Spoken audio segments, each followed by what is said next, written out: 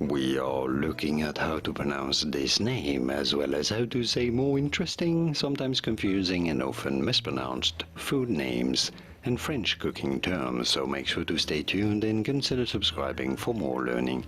So this is the name of an Italian sponge cake, but the name itself is French. It is named after the city of Genoa in Italy, but it's the French way of saying this is a cake from Genoa, Italy. In Italian, this would be said as Genovese, but in French, because the French have given it this name, it is said as Genoise, Genoise.